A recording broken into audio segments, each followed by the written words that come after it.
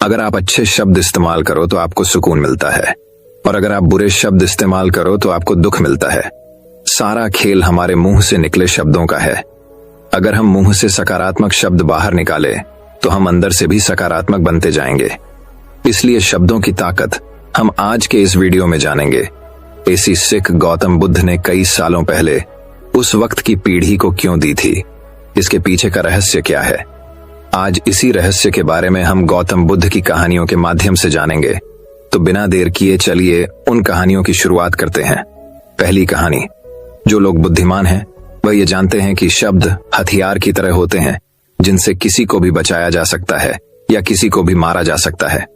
अब आप सोच रहे होंगे कि शब्दों से किसी को मारा कैसे जा सकता है, तो जरा सोचिए, ज्यादातर आत्महत्याओं के पीछे किसका कारण होता है।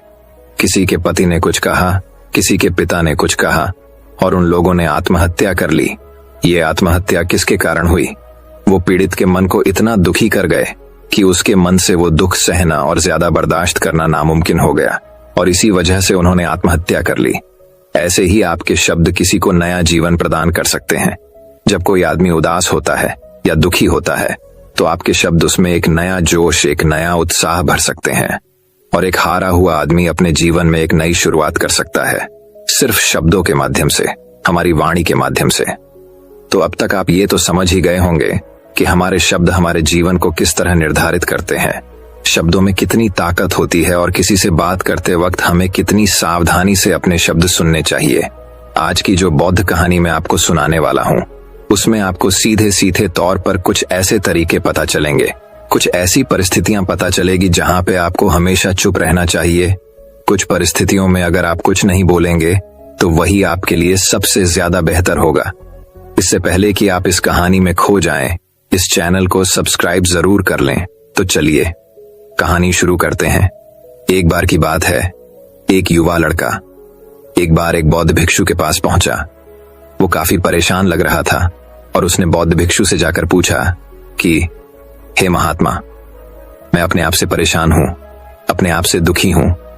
बाहरी रूप से मुझे कोई दुख नहीं है, मैं धन धान्य संपन्न हूं, मुझे कोई शारीरिक रोग भी नहीं है, लेकिन मैं खुद से परेशान रहता है, अपने मन से परेशान रहता हूं। अक्सर मेरी बातों को मेरा कोई भी दोस्त गंभीरता से नहीं लेता है, और ना ही मेरे परिवार के लोग मेरी किसी बात को गंभीरता से लेते हैं। मैं जो कुछ भी सलाह देता हूं या तो वह उसे मजाक में उड़ा देते हैं या फिर उसे गंभीरता से लेते ही नहीं है। मेरी बातों को कोई गंभीरता से क्यों नहीं लेता है? क्यों मेरी बातों पर कोई अमल नहीं करता? क्यों मेरी बातों में कोई रुचि नहीं दिखाता? क्या कारण है? कृपया मुझे बताने का कष्ट करें और मेरे मन के इस दुख को दूर करें। यह सुनकर बौद्ध भिक्षु ने कहा कि आज सुबह मैं ध्यान करके वापस आ रहा था। रास्ते में कुछ कौवे कांव कांव कर रहे थे, और वहीं पर जब मैं चलता हुआ कुछ दूर आया तो मुझे एक मोर की मधुर आवाज सुनाई दी। ये सुनकर अचानक मेरे मन में ख्याल आया कि कौवे कितना कांव कांव करते हैं, कितना बोलते रहते हैं, लेकिन कोई भी प्राणी कौवे की आवाज को पसंद नहीं करता। मोर हमेशा सही परिस्थिति के हिसाब से बोलता है। जब भी बारिश होने वाली होती है और बादल गरजते हैं और बारिश होने की आशंका होती है, ऐसे में मोर अपनी मधुर आवाज में गाता है जो सभी को प्रिय होती है, सभी को अच्छा लगता है।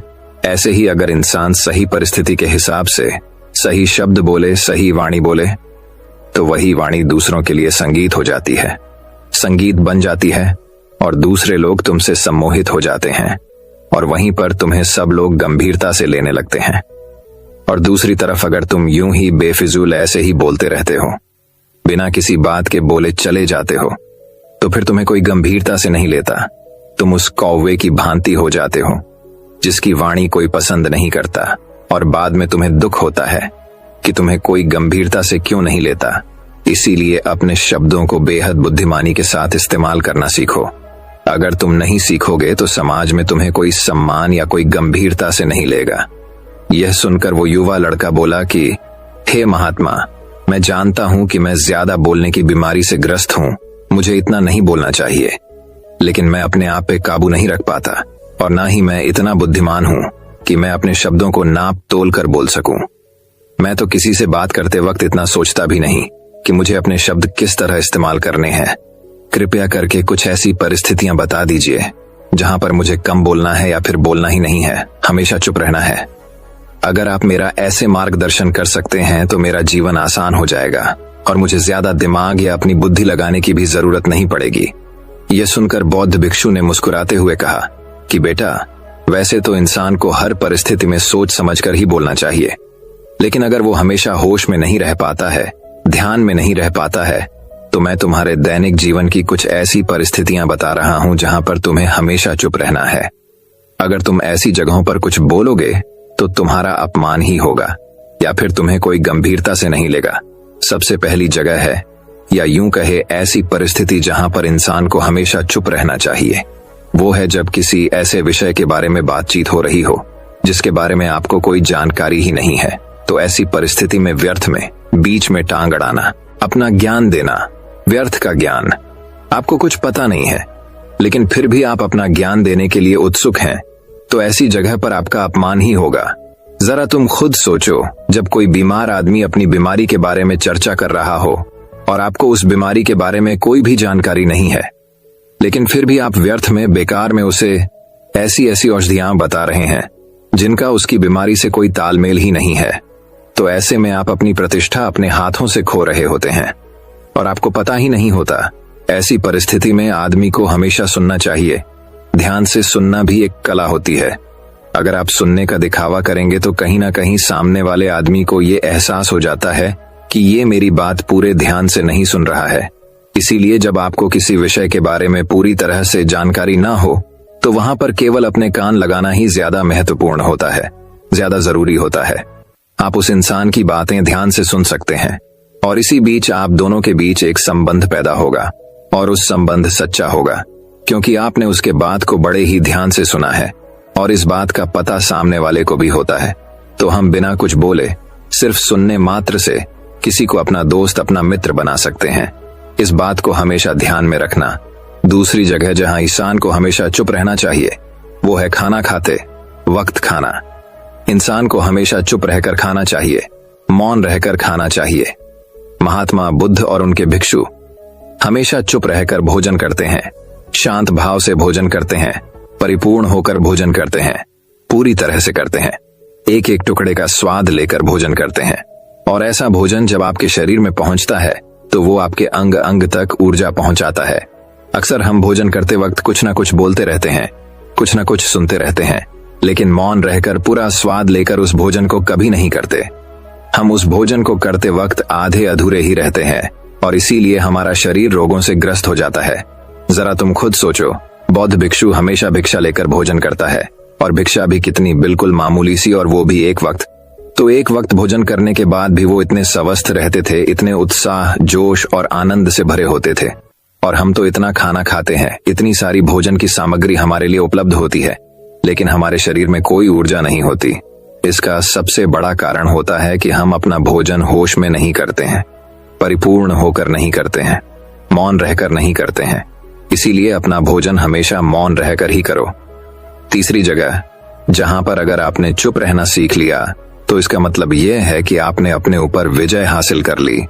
जी हाँ, गुस्से में शांत रहना या चुप रहना इतना आसान नहीं होता है। अक्सर हम गुस्से से भरकर कुछ ऐसे शब्द या अपशब्द बोल जाते हैं जिसका पछतावा हमें हमेशा रहता है, लेकिन जुबान से निकला हुआ शब्द वापस नहीं हो सकता, उस शब्द को मिटाया भी नहीं जा सकता।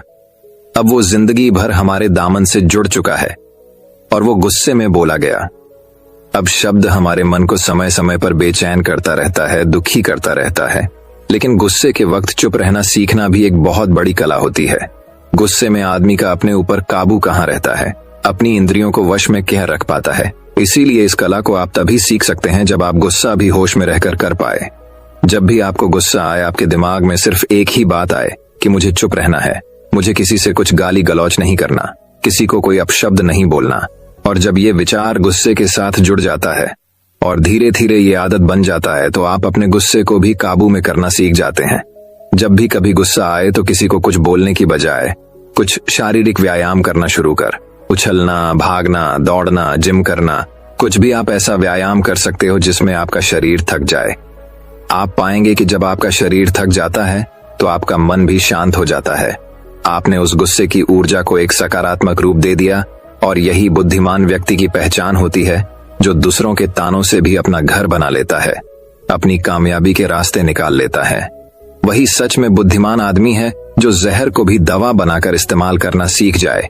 वही असली बुद्धिमान होता है। चौथी जगह, जहां आप चुप रहेंगे तो आपके लिए वही सबसे ज्यादा बेहतर होगा, वही आपको सम्मान दिलाएगा। चौथी जगह है जब चार लोग आपस में बैठकर बातें कर रहे हो, कोई बैठक कर रहे हो, तो वहां पर जब चार लोग बात कर रहे होते हैं तो चारों लोग एक साथ तो बात कर नहीं सकते। एक बार में एक व्यक्ति बोलेगा और तीन सुनेंगे, तभी वो बैठक कामयाब हो पाएगी, तभी वो चर्चा सही रूप में आगे बढ़ पाएगी। लेकिन अगर कोई आदमी ऐसा बैठा हुआ है जो बीच में ही दूसरे की बात काटकर अपनी बात को ऊपर रखना चाहता है, तो ऐसे में वो चर्चा या वो बैठक आपको कहीं नहीं पहुंचाएगी और चारों लोगों के बीच आप सबसे मूर्ख कहलाओगे। अगर आपको अपनी बात कहनी है तो सामने वाले को अपनी बात पूरा करने दो, उसके बाद अपने विचार रखो। यही एक भद्र पुरुष या फिर कहीं अच्छे आदमी की पहचान होती है। और आखिरी जगह, अगर हमारे माता पिता हमें कुछ कह देते हैं, हमारे बड़े बुजुर्ग हमें किसी बात पर डांट देते हैं या हमें थप्पड़ भी मार देते हैं, तो ऐसी जगहों पे आपका चुप रहना ही उनके प्रति सम्मान दिखाएगा, उनके प्रति आदर का भाव व्यक्त होगा। अगर आप उनके सामने उनका विरोध कर देते हैं, उनका प्रतिरोध कर देते हैं, तो वो गुस्सा तो थोड़ी देर बाद शांत हो जाएगा, लेकिन वो कही गई बात, वो विरोध किया हुआ शब्द या फिर कुछ भी उल्टा सीधा हमेशा आपके मन को सताएगा। और आपके माता पिता को हमेशा यही कि आज ये हमारी इज्जत नहीं करता, आज ही हमारी बात नहीं मानता क्योंकि ये कमाने लग गया है, ये बड़ा आदमी बन गया है, ऐसी ऐसी बातें उठेंगी, ऐसे ऐसे तंज कसे जाएंगे। इसीलिए ऐसी जगह पे आप मौन रहिए, चुप रहिए, कुछ मत बोलिए, अपने गुस्से को अपने अंदर ही पी लीजिए, कुछ व्यायाम कर लीजिए, भाग लीजिए, दौड़ लीजिए, आपका मन अपने आप शांत हो जाएगा। आखिर में बौद्ध भिक्षु ने अपनी बात को खत्म करते हुए कहा कि कम शब्दों में अपनी भावनाओं को उतारना सीखो। शब्द हथियार की तरह होते हैं, बोलो तो होश में बोलो, ध्यान में बोलो। जीवन शैली ऐसी बना लो कि आप जब भी बोलो पूरे होश में रहकर बोलो, पूरे आनंद के साथ बोलो, पूरे प्रेम के साथ बोलो। ऐसी वाणी बोलो जो दूसरे के दिल को ठंडक पहुंचाती हो, दूसरे के मन को भी शांत कर देती हो।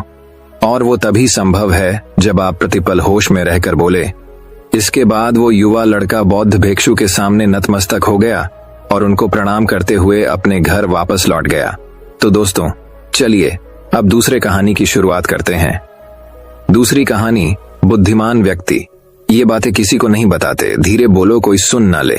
ये बात हम सबके कानों में पड़ी होगी और हमारे मुंह से भी निकली होगी, लेकिन सोचने की बात यह है कि ये वाक्य कब कब हमारे मुंह से निकलता है और कब कब हमारे कानों में पड़ता है, क्योंकि ऐसे कम ही गुप्त राज होते हैं जो हम दूसरों के कानों में पड़ने नहीं देना चाहते।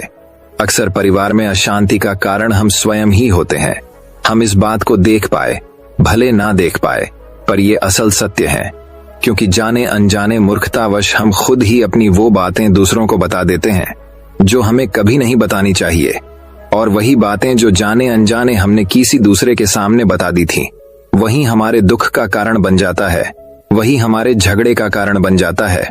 और फिर बाद में हमें पछतावा होता है कि मुझे यह बात किसी को बतानी नहीं चाहिए थी, मेरी ही गलती हुई कि मैंने जाने अनजाने ये बात सभी को बता दी। इसीलिए आज की जो बौद्ध कहानी मैं आपको सुनाने वाला हूँ, उसे सुनने के बाद आपको 7 ऐसी बातें पता चलेंगी जो आपको कभी किसी को नहीं बतानी। ये जो 7 बातें हैं जो आपको किसी को नहीं बतानी, क्यों नहीं बतानी, इसके पीछे का तर्क भी मैं आपको दूंगा। और इन 7 बातों के अलावा अगर आपको लगता है कि कोई बात ऐसी है जो मुझसे छूट गई या मैं नहीं बता पाया, तो कमेंट सेक्शन में जरूर बताना। इससे पहले कि आप इस बौद्ध कहानी में खो जाएं, इस चैनल को सब्सक्राइब जरूर कर लें। तो चलिए कहानी शुरू करते हैं। एक समय की बात है, एक नगर में राजेश नाम का एक युवक रहता था। वो युवक बहुत गरीब था। 2 वक्त की दाल रोटी भी बड़ी मुश्किल से उसको नसीब होती थी। किसी काम की तलाश में दिन रात खोज करने पर भी उसे कोई काम नहीं मिल रहा था। फिर एक दिन उसने अपनी पत्नी के सामने अपनी सारी समस्या बता दी। उसने अपनी पत्नी को कहा कि मैं जिस जगह भी काम मांगने के लिए जाता हूं तो हर कोई मुझे यह कहकर काम नहीं देता कि हमारे यहाँ काम की जरूरत नहीं है। मैं काम की तलाश कर करके थक चुका हूं। मुझे समझ नहीं आता कि मैं तुम लोगों का पेट कैसे भरूंगा, अपने बच्चे को कैसे पालूंगा, और ये चिंता मुझे दिन रात खाए जा रही है। यह सुनकर उसकी पत्नी ने कुछ सोचकर कहा कि तुम एक आदमी के पास एक बार ही काम मांगने के लिए जाते हो, और जब वो काम नहीं देता तो तुम 2 बार उसके पास जाते तक नहीं हो। अगर तुम्हें उनसे काम लेना है तो तुम्हें हमदर्दी जतानी होगी, तुम्हें उनसे हमदर्दी हासिल करनी होगी, अपनी गरीबी दिखानी होगी, ताकि वो लोग तुम्हारी मजबूरी समझकर तुम्हें काम पर रख लें। इसीलिए शर्म मत करो, उन्हें अपनी मजबूरी बताओ, अपनी गरीबी बताओ, और इसी उपाय से तुम काम पा सकते हो। ये बात राजेश के दिमाग में बैठ गई और अगले दिन काम मांगने के लिए वो उसी सेठ के पास जा पहुंचा जहां पर वो पिछले दिन काम मांगने के लिए गया था। लेकिन इस बार उसने हाथ जोड़कर उस सेठ से प्रार्थना की, उससे विनती की कि वो बहुत गरीब है और उसे काम की बहुत आवश्यकता है। वो जो कुछ भी उसे देंगे उसमें संतुष्ट हो जाएगा, पर कृपया करके मुझे अपने यहाँ काम पर रख लें। उसकी ये हालत देखकर उस सेठ ने उसे अपने यहाँ काम पर रख लिया। वो रोज वहां पर काम पर जाने लगा। अंदर ही अंदर वो खुश तो था कि उसे काम तो मिला, लेकिन उसे वेतन दूसरे लोगों से कम मिलता था। वही काम जो दूसरे लोग कर रहे थे, उन्हें ज्यादा वेतन मिल रहा था और इससे कम वेतन मिल रहा था। जब इस बारे में उसने अपने सेठ से कहा तो सेठ ने कहा कि देखो भाई, तुम्हें काम की जरूरत थी, मैंने तुम्हें काम दिया। मेरा धन्यवाद करने की बजाय तुम मुझसे शिकायत कर रहे हो। ये सुनकर रिंकू वहीं पर चुप हो गया। बात कहीं ना कहीं सत्य थी। सस्ती सेठ ने तो उसे उसकी मजबूरी के हिसाब से ही काम दिया था और इसीलिए वो उसे अपने अनुसार ही वेतन देता था। लेकिन धीरे धीरे उसने ये बात अपने संगे संबंधियों और अपने दोस्तों को भी बताना शुरू कर दी कि उसका सेठ कैसा आदमी है और उसे कितना वेतन देता है। समय बीतता रहा और राजेश पूरी लगन के साथ अपना काम करता रहा, लेकिन अब परिस्थितियां बदलने लगी थीं। सेठ अब राजेश से दूसरे लोगों से ज्यादा काम करा के लेता था और उसे कम वेतन उसे देता था। यह बात राजेश के मन को बहुत खलती थी। वो दूसरों से ज्यादा मेहनत कर रहा है और उनसे कम वेतन पा रहा है। इससे उसके आत्मसम्मान को बहुत गहरी चोट पहुंची। अब धीरे धीरे उसका मन अपने काम से हटने लगा। उसका मन काम में लगता ही नहीं था। जाहिर सी बात है कि ऐसी जगह किसका मन लगेगा जहां आदमी को अपने आत्मसम्मान के साथ समझौता करना पड़े। इसीलिए जल्द ही उसने अपना काम छोड़ दिया और वो घर पर आकर खाली बैठ गया। अब उसके पास घर का खर्चा चलाने के लिए भी पैसे नहीं बचे थे। इसीलिए उसने अपने सगे संबंधियों और अपने 2 दोस्तों से सहायता मांगने शुरू की। लेकिन उसके दोस्त उसके सामने तो उसे दया का पात्र समझते थे, उसे दिलासा देते थे, लेकिन पीछे से उसका मजाक उड़ाते थे। वो कहते हैं कि कितना बेवकूफ है, सेठ ने इतना काम लिया और बेचारे को पैसे भी नहीं दिए। अरे हम इसको पैसे दे दें तो ये कल हमारा भी पैसा वापस कर पाएगा। इसकी ऐसी हालत है, काम तो इसके पास कुछ है नहीं, पैसा कहां से लाके देगा। और इसी वजह से राजेश की हालत दिन ब दिन खराब होती जा रही थी। अब वो दिन रात तनाव में रहने लगा था। वही दोस्त, वही सगे संबंधी जो उसके अपने होने का दिखावा कर देते, वो उसे दया का पात्र समझ रहे थे। उन्हें उसके ऊपर तरस आ रहा था। सब लोग आकर उसे ज्ञान तो बहुत देते थे, लेकिन कोई सहायता नहीं करता था। और अक्सर ऐसा ही होता है, ज्ञान देने वाले तो बहुत मिल जाते हैं, लेकिन मदद करने वाले, उंगली पकड़कर, हाथ पकड़कर आगे चलाने वाले कितने लोग मिलते हैं। एक दिन उसे पता चला कि पड़ोस के गांव में एक बौद्ध भिक्षु आया हुआ है जो बहुत ही ज्ञानी है। राजेश इतना तनाव में था कि उसे कोई रास्ता नजर ही नहीं आ रहा था। इसीलिए जाने या अनजाने वो उस बौद्ध भिक्षु के पास पहुंच जाता है। वहां पहुंचकर वो सीधे उनके पैरों में गिरकर रोने लग जाता है। वो रोते रोते उन्हें अपनी सारी परिस्थिति बताता है। उसे बताता है कि किस तरह उसके सेठ ने उसका फायदा उठाया और उसके सगे संबंधी उसके साथ कैसा व्यवहार रखते हैं। सारी बातें सुनकर बौद्ध भिक्षु ने उसे चुप कराते कहा कि बेटा, ये सारी समस्याएं तुम्हारी बुद्धिहीनता, तुम्हारी मूर्खता के कारण उत्पन्न हुई है। अगर तुम्हारे अंदर विवेक होता तो इनमें से एक भी समस्या तुम्हारे मन को दुखी नहीं कर सकती थी, लेकिन तुमने अपने अविवेक के कारण, अपनी मूर्खता के कारण खुद ही अपने रास्ते में कांटे बिछा दिए। आज मैं तुम्हें 7 बातें बता रहा हूं जो भूल कर भी किसी को मत बताना, और इन बातों का अनुसरण करते हुए तुम बाहर से मिलने वाले दुखों को दूर कर ही सकते हो जो बेवजह दुनिया की वजह से तुम्हारे अंदर पनपते हैं। पहली बात जो किसी को नहीं बतानी चाहिए वो है अपनी मजबूरी। अपनी मजबूरी का दिखावा करके, दूसरों का दया पात्र बन के उनकी सहायता लेने की गलती कभी मत करना। हो सकता है कि आज वो तुम्हारी मजबूरी देखकर तुम्हारी सहायता कर दें, लेकिन कल वो तुम्हारा फायदा उठाने से भी नहीं चूकेगा, और अगर फायदा भी नहीं उठाया तो दूसरों के सामने तुम्हारा मजाक बनाने में वो आदमी कभी नहीं चुकेगा। इसीलिए कभी भी अपनी मजबूरी का दिखावा मत करो। अगर घर में 2 रोटी है, सूखी रोटी है, तो वही खाकर सो जाओ, लेकिन दूसरों को इसके बारे में भनक तक नहीं लगनी चाहिए। जरा आप खुद सोचो, मजबूरी बताने का क्या मतलब होता है एक इंसान का? या तो वह दूसरों से सहानुभूति हासिल करना चाहता है या उनसे कोई आर्थिक मदद चाहता है। लेकिन अगर दोनों ही परिस्थितियां आप देखें तो दूसरा आदमी आपका फायदा उठाने से नहीं चूकेगा, और अगर वो फायदा उठाएगा तो अपनी नजर में तो वो आपको मूर्ख ही समझेगा, बेवकूफ समझेगा, और दूसरों के सामने आपका मजाक तो जरूर बनाएगा। इसीलिए अपनी मजबूरी के बारे में कभी किसी को मत बताना। दूसरी बात जो किसी को भी नहीं बतानी चाहिए वो है अपनी अतीत की गलतियां और भविष्य की रणनीतियां। जरा सोचो कि अगर हम अपने अतीत की गलतियों किसी दूसरे को बताते हैं तो उसका क्या प्रभाव होगा। वो गलतियां ठीक तो नहीं की जा सकती, जाहिर है, तो उन्हें बताने का क्या मतलब रह जाता है। आप अपने अंधेरे पक्ष को खुद दुनिया के सामने बता रहे हो, खुद अपनी गलतियां दूसरों के सामने बता रहे हो। इससे उस आदमी की नजर में आपका एक चरित्र गठित हो जाएगा और वो भविष्य में हमेशा आपको उसी नजरिए से देखेगा। इसीलिए किसी भी आदमी की नजर में अपना चरित्र गठित मत होने दो। और जरा सोचो कि आप व्यर्थ में ही अपने भविष्य की रणनीतियां दूसरों के सामने बता रहे हो। जो लोग आपके काम का हिस्सा ही नहीं है, उनके सामने अपनी भविष्य की रणनीतियां, अपनी डींगे हाँकने का क्या फायदा। वो लोग आपकी सहायता तो नहीं करेंगे, लेकिन आपकी भविष्य की रणनीतियों में बाधा जरूर बन सकते हैं। आप खुद अपने विवेक का इस्तेमाल करिए और सोचिए कि आपके साथ भी ऐसा हुआ है कि आपने अपनी भविष्य की रणनीति किसी को बताई हो और वो कामयाब ही ना हुई हो। जरूर हुआ होगा, जरा गौर से सोचिए। तीसरी बात जो किसी को नहीं बतानी चाहिए वो है अपने घर की बातें। जो भी हमारे घर के अंदर आपस में बातचीत होती है, हमारे माँ बाप के साथ, हमारी पत्नी के साथ, हमारे बच्चों के साथ, वो बातें परिवार तक ही सीमित रहनी चाहिए। अगर आप इन बातों का दूसरों के सामने ढिंढोरा पीटते हो तो दूसरों को आपके घर में घुसने का एक मौका मिल जाता है, और वाह, इसका फायदा उठाने से कभी नहीं चुकेंगे। वो आपके परिवार के सदस्यों को आपसे दूर लेकर जाने की कोशिश कर रहेंगे। अक्सर ऐसा होता है। हम समाज में देखते हैं कि हम अपने घर के ईगड़ों को कम करने के लिए उन झगड़ों को अपने पड़ोसियों और दूसरे सगे संबंधियों को बता देते हैं, लेकिन इससे आपको सहायता कभी नहीं मिली होगी, बल्कि आपके घर के लड़ाई झगड़े और ज्यादा बढ़ गए होंगे, और वो जाहिर है वो बढ़ेंगे।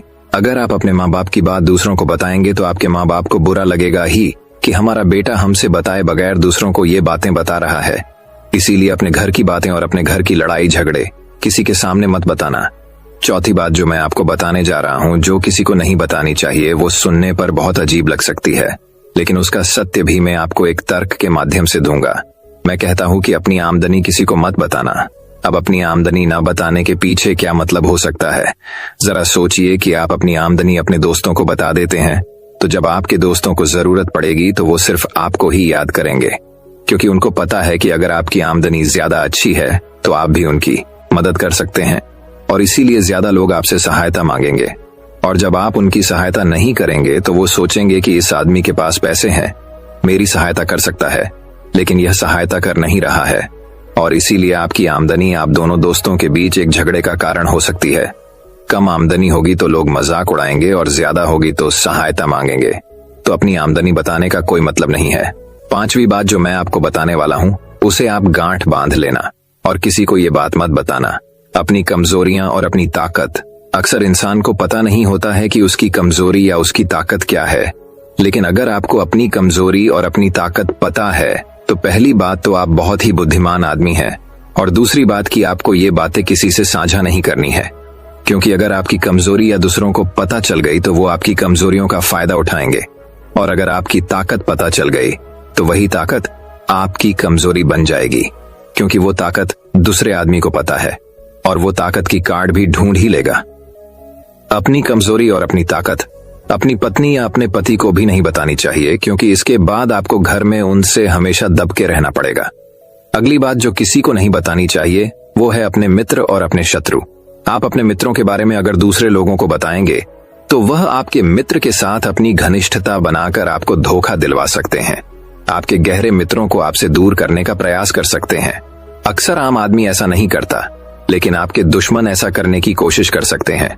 और दूसरी तरफ आपके शत्रु का भी किसी को नहीं पता लगना चाहिए, क्योंकि आज जो आपका मित्र है अगर कल वो आपका दुश्मन हो गया तो वो आपके दुश्मन के साथ ही मिलकर आपको परास्त कर सकता है। आपको धोखा दे सकता है। इसीलिए अपने सबसे अच्छे दोस्तों को भी अपने दुश्मन के बारे में कभी मत बताना। अगली और आखिरी बात कहना चाहता हूं कि जब तुम दान करते हो तो दान के बारे में भी किसी को मत बताना, नहीं तो दान करना व्यर्थ हो जाता है, बेकार हो जाता है। जब आप अपने दान का ढिंढोरा पीटते हो तो आप ये बता रहे हो कि मैं एक इतना बड़ा दानी पुरुष हूं, और ये आपके अंदर एक अहंकार निर्मित करेगा। इसीलिए दान गुप्त रूप से किया जाए उतना ही अच्छा होता है, उतना ही फलदायी होता है। जब आपका बायां हाथ दान कर रहा हो तो दाएं हाथ को बिना पता चले कि बायां हाथ दान कर रहा है। ये 7 बातें जो बौद्ध भिक्षु ने राजेश को बताई, इनमें संसार के सभी सिद्धार्थ छिपे हुए हैं। इन बातों का अनुसरण करते हुए आप अपने घर में सुख शांति बना सकते हैं और घर के झगड़े हमेशा के लिए दूर कर सकते हैं। आप इन बातों के बारे में अपने विवेक से भी सोचेंगे तो आपको यह बातें सच मालूम पड़ेगी। हमारा कहानी सुनाने का मकसद यही है कि आपका विवेक जागृत हो, आप खुद उन बातों के बारे में सोचें जो हम आपको बता रहे हैं, और अगर हम गलत हैं तो आप कमेंट सेक्शन में वो बात जरूर बताएं। तो दोस्तों चलिए अब तीसरी कहानी की शुरुआत करते हैं। तीसरी कहानी एक बार की बात है। एक संत अपने शिष्यों के साथ नदी में स्नान कर रहे थे। तभी एक राहगीर वहां से गुजरा तो महात्मा को नदी में नहाते देख वो उनसे कुछ पूछने के लिए रुक गया। वो संत से पूछने लगा, महात्मन एक बात बताइए कि यहाँ रहने वाले लोग कैसे हैं, क्योंकि मैं अभी अभी इस जगह पर आया हूं और नया होने के कारण मुझे इस जगह को कोई विशेष जानकारी नहीं है। इस पर महात्मा ने उस व्यक्ति से कहा कि भाई मैं तुम्हारे सवाल का जवाब बाद में दूंगा, पहले तुम मुझे ये बताओ कि तुम जिस जगह से आए वो वहां के लोग कैसे हैं। इस पर उस आदमी ने कहा, उनके बारे में क्या कहूं महाराज, वहां तो एक से एक कपटी और दुष्ट लोग रहते हैं, इसलिए तो उन्हें छोड़कर यहाँ बसेरा करने के लिए आया हूं। महात्मा ने जवाब दिया, बंधु तुम्हें इस गांव में भी वैसे ही लोग मिलेंगे, कपटी दुष्ट और बुरे। वह आदमी आगे बढ़ गया। थोड़ी देर बाद एक और राहगीर उसी मार्ग से गुजरता है और महात्मा से प्रणाम करने के बाद कहता है, महात्मा जी मैं इस गांव में नया हूं और परदेश से आया हूं और इस ग्राम में बसने की इच्छा रखता हूं, लेकिन मुझे यहाँ की कोई खास जानकारी नहीं है, इसीलिए आप मुझे बता सकते हैं ये जगह कैसे है और यहाँ रहने वाले लोग कैसे हैं। महात्मा ने इस पर फिर वही प्रश्न किया और उनसे कहा कि मैं तुम्हारे सवाल का जवाब तो दूंगा, लेकिन बाद में पहले तुम मुझे ये बताओ कि तुम पीछे से जिस देश से भी आए हो वहां रहने वाले लोग कैसे हैं। उस व्यक्ति ने महात्मा से कहा, गुरुजी जहां से मैं आया हूं वहां भी सभ्य सुलझे हुए और नेक दिल इंसान रहते हैं। मेरा वहां से कहीं और जाने का कोई मन नहीं था, लेकिन व्यापार के सिलसिले में इस ओर आया हूं और यहाँ की आबोहवा भी मुझे भा गई है, इसलिए मैंने आपसे ये सवाल पूछा था। इस पर महात्मा ने उसे कहा, बंधु तुम्हें यहाँ भी नेक दिल और भले इंसान मिलेंगे। वह राहगीर भी उन्हें प्रणाम करके आगे बढ़ गया। शिष्य ये सब देख रहे थे तो उन्होंने उस राहगीर के जाते ही पूछा, गुरुजी ये क्या आपने दोनों राहगीरों को अलग अलग जवाब दिए, हमें कुछ भी समझ नहीं आया। इस पर महात्मा मुस्कुराकर बोले, वत्स आम तौर पर हम अपने आसपास की चीजों को जैसे देखते हैं वैसे वो होती नहीं है, इसलिए हम अपने अनुसार अपनी दृष्टि से चीजों को देखते हैं और ठीक उसी तरह जैसे हम हैं। अगर हम अच्छाई देखना चाहें तो हमें अच्छे लोग मिल जाएंगे और अगर हम बुराई देखना चाहें तो हमें बुरे लोग ही मिलेंगे। सब देखने के नजरिए पर निर्भर करता है, यही जिंदगी का सार है। तो दोस्तों चलिए अब चौथे कहानी की शुरुआत करते हैं। चौथी कहानी। एक और कहानी की शुरुआत कुछ इस प्रकार होती है। दोस्तों बहुत समय पहले की बात है। शांतिनगर राज्य में बड़ी जोरदार ठंड पड़ रही थी। राजा चंद्रसेन के दरबार में इस ठंड की बहुत चर्चा हुई। पुरोहित ने महाराज को सुझाया, महाराज यदि इन दिनों यज्ञ किया जाए तो उसका फल उत्तम होगा। दूर दूर तक उठता यज्ञ का धुआं सारे वातावरण को स्वच्छ और पवित्र कर देगा। दरबारियों ने एक स्वर में कहा, बहुत उत्तम सुझाव है पुरोहित जी का, महाराज को यह सुझाव अवश्य पसंद आया होगा। महाराज चंद्रसेन ने कहा, ठीक है, आप आवश्यकता के अनुसार हमारे कोष से धन प्राप्त कर सकते हैं। महाराज ये महान यज्ञ 7 दिन तक चलेगा, कम से कम 1 लाख स्वर्ण मुद्राएं तो खर्च हो ही जाएंगी। प्रतिदिन सवेरे सूर्योदय से पहले मैं नदी के ठंडे जल में खड़े होकर तपस्या करूंगा और देवी देवताओं को प्रसन्न करूंगा।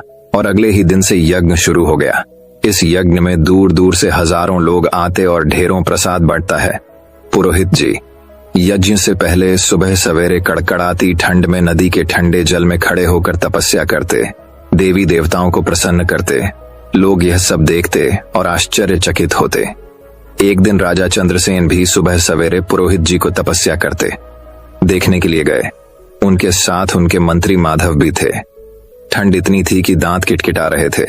ऐसे में पुरोहित जी को नदी के ठंडे पानी में खड़े होकर तपस्या करते देख राजा चंद्रसेन ने माधव से कहा, आश्चर्य, अद्भुत करिश्मा है। कितनी कठिन तपस्या कर रहे हैं हमारे पुरोहित जी। राज्य की भलाई की उन्हें कितनी चिंता है, वह तो है ही। आइए महाराज, जरा पास चलकर देखें पुरोहित जी की तपस्या को। माधव ने कहा, लेकिन पुरोहित जी ने तो यह कहा है कि तपस्या करते समय कोई पास ना आए, इससे उनकी तपस्या में विघ्न पैदा होगा। राजा ने कहा, तो महाराज, हम दोनों ही कुछ देर तक उनकी प्रतीक्षा कर लें। जब पुरोहित जी तपस्या समाप्त करके ठंडे पानी से बाहर आए तो फल फूल देकर उनका सम्मान करें।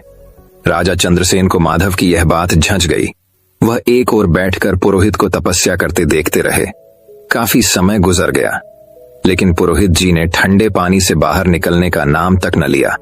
तभी माधव बोल उठा, अब समझ में आया, लगता है ठंड की वजह से पुरोहित जी का शरीर अकड़ गया है, इसीलिए शायद इन्हें पानी से बाहर आने में कष्ट हो रहा है। मैं इनकी सहायता करता हूं। माधव नदी की ओर गया और पुरोहित जी का हाथ पकड़कर उन्हें बाहर खींच लाया। पुरोहित जी के पानी से बाहर आते ही राजा हैरान रह गए। उनकी समझ में कुछ नहीं आ रहा था। वे बोले, अरे, पुरोहित जी की तपस्या का चमत्कार तो देखो, इनकी कमर से नीचे का सारा शरीर नीला हो गया। माधव हंसकर बोला, यह कोई चमत्कार नहीं है महाराज, ये देखिए, सर्दी से बचाव के लिए पुरोहित जी ने धोती के नीचे नीले रंग का जलरोधक पाजामा पहन रखा है। राजा चंद्रसेन हंस पड़े और माधव को साथ लेकर अपने महल की ओर चल दिए। दोस्तों, मैं उम्मीद करता हूं कि यह कहानी सुनने से आपके जीवन में अच्छे बदलाव आए होंगे।